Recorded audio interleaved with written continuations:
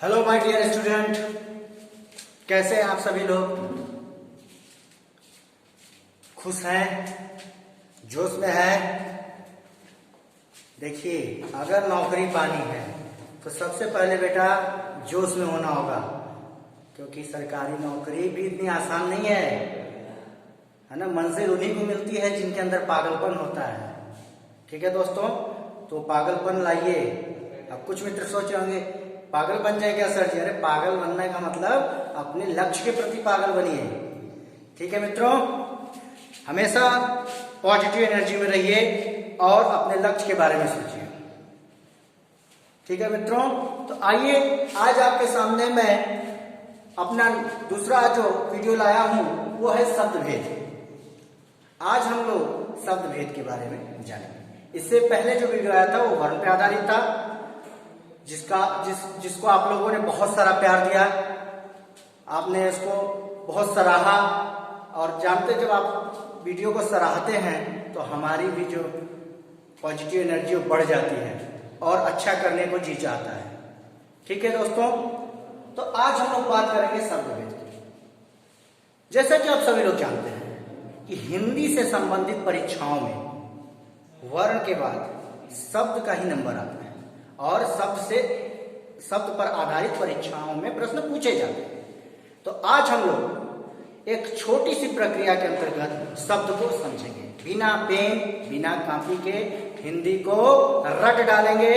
और किसी भी परीक्षा में हिंदी में मैं आपको गारंटी दे रहा हूं कि मेरे वीडियो को देखते रहिए, किसी भी परीक्षा में हिंदी में आपको कोई रोक नहीं सकता, ये मेरा वादा है आपसे। ठीक है दोस्तों, तो आइए देखते हैं शब्द भेद। देखिए, जैसा कि मैंने आपको पिछले अपने वीडियो में ही बताया कि हिंदी अपने 3 विभागों पर विचार करता है: वर्ण विभाग, शब्द विभाग और वाक्य विभाग। तो अब हम लोग बात करेंगे शब्द विभाग की, क्योंकि वर्ण विभाग के बारे में हम लोग पिछले वीडियो में पढ़ चुके हैं। तो आइए बात करते हैं शब्द भेद की। दोस्तों, शब्द भेद को मूल रूप से 2 भागों में विभाजित किया गया है। पहला स्रोत के आधार पर और दूसरा रचना के आधार पर। ठीक है मित्रों, 2 भागों में विभाजित किया गया है, स्रोत के आधार पर और रचना के आधार पर। स्रोत के आधार पर हम देखेंगे इसमें 5 विभाग आ जाते हैं: तद्भव शब्द, तत्सम शब्द और अर्धतत्सम शब्द, देशज शब्द और विदेशज शब्द। अब बात करेंगे हम लोग, सबसे पहले हम बात करेंगे तद्भव और तत्सम शब्दों की और अर्धतत्सम शब्दों की। तो मित्रों, सबसे पहले आप लोग जानते हैं कि तत्सम शब्द किसे कहते हैं? जिस शब्द की उत्पत्ति तत् धन सम के योग से होती है। तत् का अर्थ होता है उसके और सम का अर्थ होता है समान, यानी उसके समान, यानी संस्कृत के समान, उन्हें हम तत्सम शब्द कहते हैं। दूसरा जो है उसे हम कहते हैं तद्भव शब्द। तद्भव का अर्थ होता है तद धन भव के योग से बना हुआ शब्द, यानी तद का मतलब उसके और भव का मतलब उत्पन्न या उससे उत्पन्न, यानी तत्सम शब्दों से उत्पन्न शब्द को हम क्या कहते हैं मित्रों? तद्भव शब्द कहते हैं। फिर बात करेंगे हम अर्ध तत्सम शब्दों की। अर्ध तत्सम शब्द तत्सम शब्द ही होते हैं, परंतु हमारी बोलचाल में तत्सम शब्दों का जो बिगड़ा हुआ रूप निकलता है उन्हें ही हम अर्ध तत्सम शब्द के नाम से जानते हैं। ठीक है, तो आइए बात करते हैं तद्भव, तत्सम और अर्ध तत्सम शब्दों के उदाहरण की। तो मित्रों, इनके बहुत सारे उदाहरण हैं जो कि मैं वीडियो बनाऊंगा इसके लिए अलग से, और मैं आपको बताऊंगा कि कितने शब्द हैं, वो भी क्रमवार बनाऊंगा। उसके लिए आप बिल्कुल चिंता ना कीजिए, पहले आप मूल को समझ लीजिए। यदि आप मूल को समझ गए तो मेरी गारंटी है कि वो तो आप आराम से ही समझ जाएंगे। ठीक है मित्रों, तो आइए छोटा सा थोड़ा उदाहरण लिए हैं, उनको देखते हैं। जैसे देखिए, तत्सम शब्द में एक उदाहरण हमने लिया है आज्ञा। आप जानते हैं आज्ञा मतलब क्या होता है? बिल्कुल सही, आज्ञा मतलब आदेश। वेरी गुड, आदेश, आज्ञा। आज्ञा तत्सम शब्द में होता है, और जब हम इसको तद्भव में कहते हैं तो आन कहते हैं, और इसको अर्ध तत्सम में कहते हैं तो अज्ञा। आपने सुना होगा, आपने अधिकतर भोजपुरी भाषा में सुना होगा कि उन्होंने मुझे आज्ञा भिजवाया, क्या उन्होंने मुझे आज्ञा दिया? शब्द तो मूल रूप से आज्ञा ही है, परंतु हमारे बोलने में जो बिगड़ा हुआ रूप निकल गया, उन्हीं रूपों के कारण हम इसको अर्ध तत्सम की श्रेणी में रखते हैं दोस्तों। ठीक है।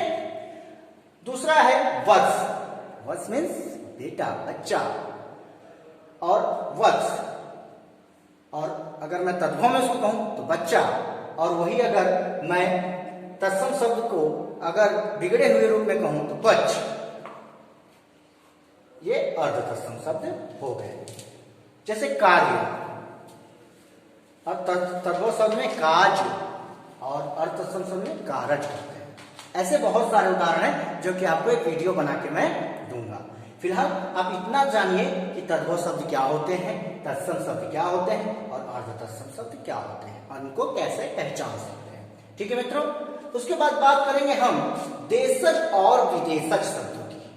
देशज और विदेशज, इसके नाम से ही ये प्रसिद्ध है कि देशज मतलब देसी, विदेशज मतलब विदेशी, है ना दोस्तों। देसी और विदेशी शब्दों के बारे में बात करेंगे। तो देसी शब्द क्या होते हैं?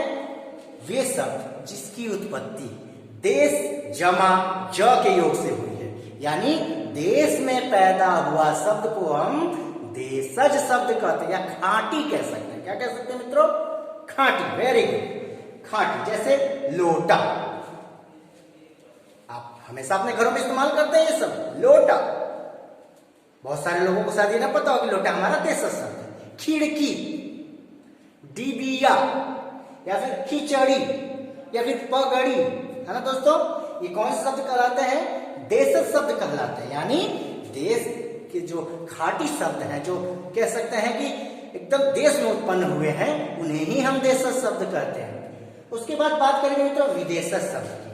बिल्कुल इसके विपरीत, यानी जो देश में जन्मा ही ना हो, यानी विदेश जमा ज के योग से जिसका निर्माण हुआ है, उन्हें हम विदेशज शब्द कहते हैं। यानी विदेश जमा ज का अर्थ होता है विदेश में जन्मा, यहाँ का नहीं, पर इस्तेमाल किया जाता है दोस्तों।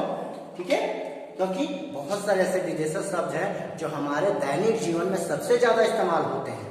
ठीक है मित्रों। जैसे आदमी। अब आप सोचेंगे आदमी कौन सी भाषा का शब्द है, आपके दिमाग में ये बात घूमेगी।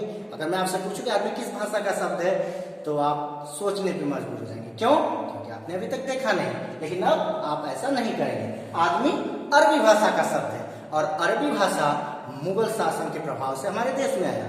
तो विदेशज शब्दों में जो हम देख रहे हैं वो या तो मुगल शासन के प्रभाव से आए हुए शब्द हैं, या ब्रिटिश शासन के प्रभाव से आए हुए शब्द हैं। गवाह, गवाह शब्द मित्रों फारसी भाषा का शब्द है। अलमारी, अलमारी शब्द पुर्तगाली भाषा का शब्द है। लेकिन जब इन्हें ऐसे देखते हैं तो हमें लगता है ये तो हिंदी भाषा का शब्द। नहीं मित्रों, प्रयोग हिंदी भाषा में होता है, परंतु ये विदेशज शब्द कहलाते हैं। ठीक है मित्रों। इसके बाद हम बात करेंगे रचना के आधार पर शब्दों की। ठीक है। अभी हम बात कर रहे थे स्रोत के आधार पर शब्दों की, अब हम बात करेंगे रचना के आधार पर शब्दों की। स्रोत के आधार पर एकदम कंठस्थ कर लीजिए, बिना पेन बिना कॉपी, केवल 2 से 3 बार वीडियो देखिए। किसी भी परीक्षा में शब्द से रिलेटेड क्वेश्चन किया हवा उड़ा देंगे, लेकिन पढ़ने से होगा, करने से होगा, वीडियो को कई बार देखने से होगा, लेकिन होगा। आइए बात करते हैं रचना के आधार पर। रचना के आधार पर मित्रों 3 विभागों में इनको बांटेंगे हैं, रूढ़ शब्द, यौगिक शब्द और योग रूढ़ शब्द। मित्रों रूढ़ शब्द क्या होते हैं? बहुत आसान है। रूढ़ का अर्थ ही होता है जिसके खंड करने पे कोई अर्थ ही ना हो। अगर आप भोजपुरी पृष्ठभूमि से होंगे तो आपको कभी कभी सुनने को मिला होगा ये सब्जी रूढ़ हो चुकी है, यानी इस सब्जी का कोई खंड सार्थक नहीं है, यानी खराब हो जाता है। खंड होने के बाद जो चीज खराब हो जाती है उन्हें हम रूढ़ कहते हैं। ऐसे शब्दों के साथ भी ऐसा ही है इसका कुछ, यानी वे शब्द जिनके कोई सार्थक खंड नहीं हो सकते उन्हें हम क्या कहते हैं? बिल्कुल सही, रूढ़ शब्द कहते हैं। Very good. रूढ़ शब्द वे शब्द होते हैं जिनके कोई सार्थक खंड नहीं होते हैं। जैसे जल, अगर आप जल को खंड कीजिए, देखिए दोनों वर्ण में विभाजित हो जाएंगे, कोई सार्थक खंड नहीं बनेगा मित्रों।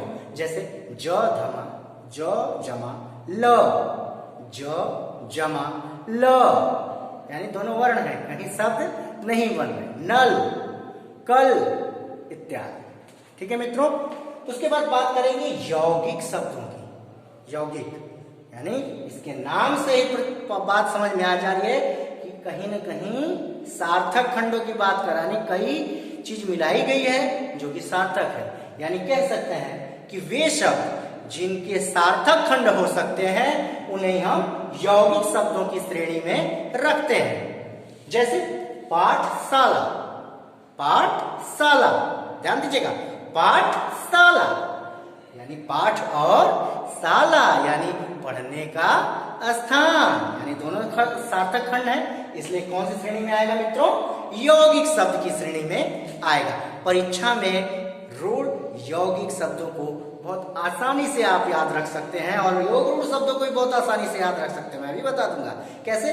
जिसका सार्थक खंड हो वो योग रूढ़ यौगिक शब्द होते हैं, जिनका सार्थक खंड न हो वे रूढ़ शब्द होते हैं, और जिनका खंड तो सार्थक होता है मित्रों पर अर्थ एक अलग ही निकलता है, उन्हें हम योग रूढ़ शब्द कहते हैं। जैसे लंबोदर, अब देखिए इसका खंड कीजिए, लंबा है जिसका उदर यानी मोटे पेट वाला, बड़े पेट वाला आदमी की बात हो गई। लेकिन जब लंबोदर की बात करें तो अर्थ क्या निकलता है? गणेश जी, यानी कुछ नया, एक नया अर्थ मिला।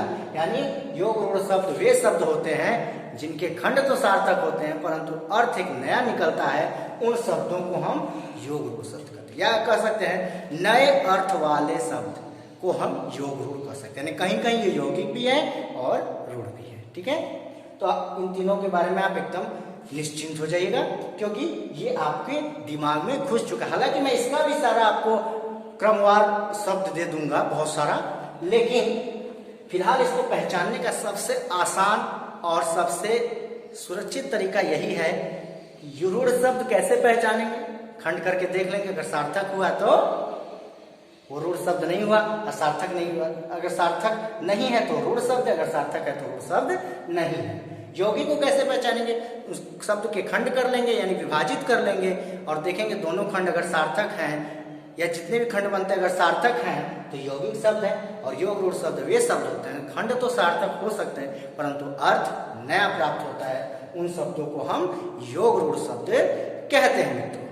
ठीक है मित्रों, तो इसको रट डालिए, रटना भी नहीं है, केवल वीडियो देख डालिए 2 से 3 बार, मेरी गारंटी है हिंदी में तो कोई हिला नहीं पाएगा दोस्तों। टेंशन नहीं लेना है, टेंशन को भेजो पेंशन लेने, केवल पढ़ाई पे ध्यान दो। ठीक है, तो उम्मीद है कि आपको ये वीडियो बहुत अच्छा लगा होगा और बहुत सारी चीजें आपको मैं इतने छोटे से वीडियो में ही बता दिया।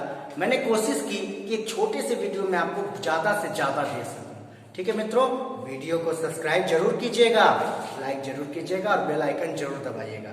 युवाम एकेडमी आपके लिए ऐसे ही निरंतर अच्छे अच्छे वीडियो लाता रहेगा, लेकिन आपका साथ बहुत जरूरी है। ठीक है, जय हिंद दोस्तों, गुड बाय।